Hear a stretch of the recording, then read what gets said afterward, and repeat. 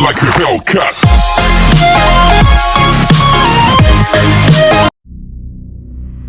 I haven't really seen anything like it before.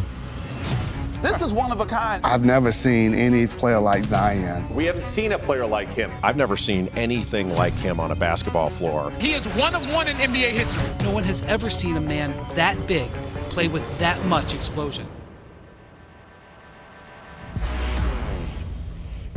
Zion Williamson arrives in the NBA at 19 years old, but with a superstar's game. He can score from everywhere. He has a high basketball IQ.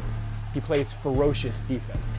But none of those is what makes Zion unique, what makes him one of one. It's this combination. He's literally enormous, and he can absolutely fly. Zion! Detonating on the rim! I feel like the world hasn't seen anything like me yet. I see myself as the first Zion. So what exactly does this mean? What are the physics involved in launching something this big, this high into the air? And more importantly, will the very thing that makes Zion special ultimately undermine his ability to stay in the NBA? Okay, just how big is Zion? This graph shows the top 100 scorers in the NBA at the All-Star break. Point guards are typically the smallest and lightest. Then there are shooting guards, small forwards, power forwards, and centers. And sure, there are a couple outliers. Isaiah Thomas is only 5'9", and Kristaps Porzingis is 7'3".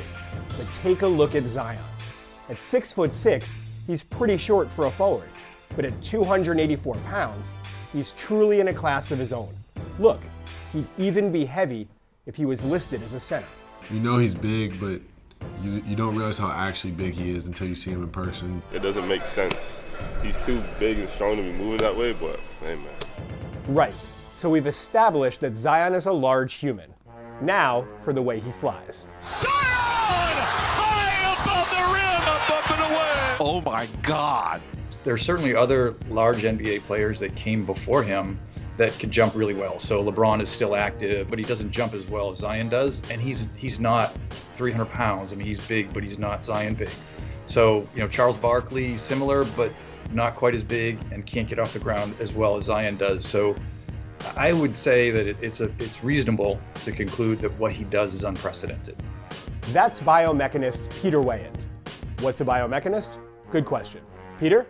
So I study the mechanics of movement, and it's part biology and it's part mechanics.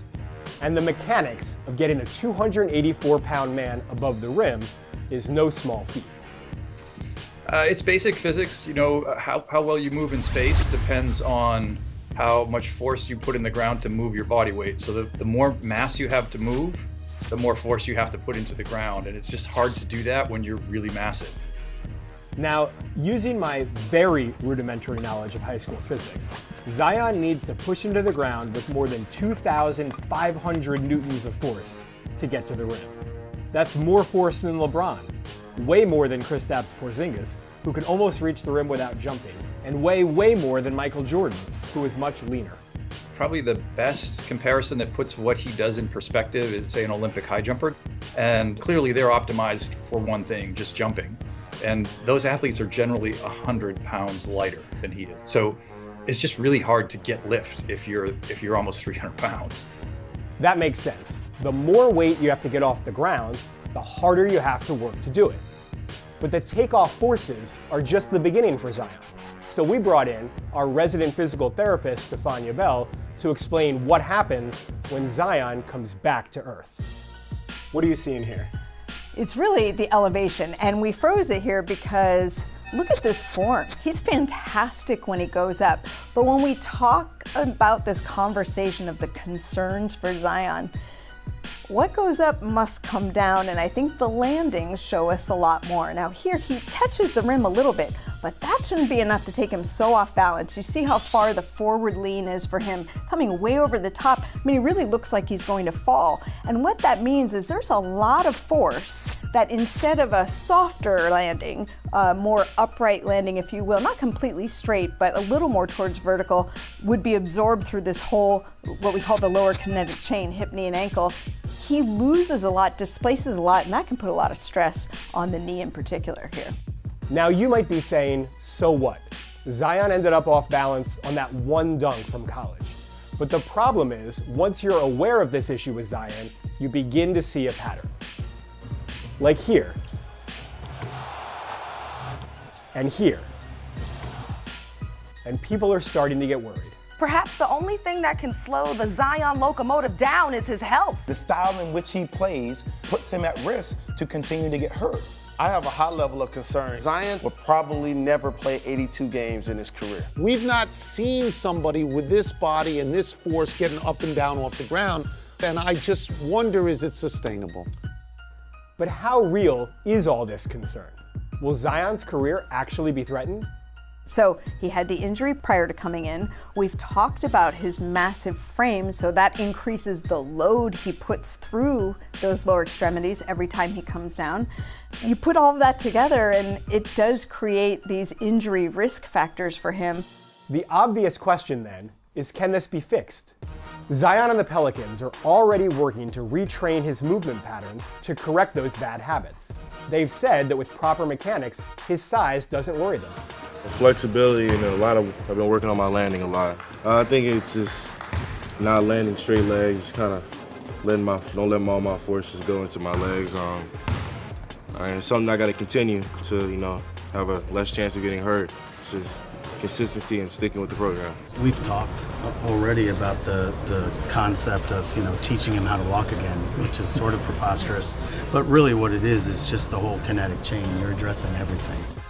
It's also worth noting that Zion isn't the first athlete to try to rewire his brain to minimize the risk of chronic injury.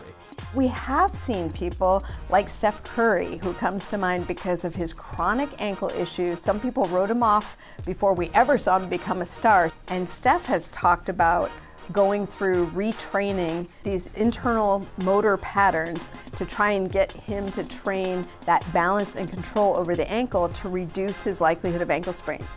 Has he sprained since? Yes, but we haven't seen anything threaten his career like we saw before he did all this training. So yes, I would say it can be done. So here's what we know. Zion is an incredible talent who's got the whole world talking about him. What we don't know is whether his unique blend of size and athleticism will make him a perennial all-star or leave us all wondering what might have been.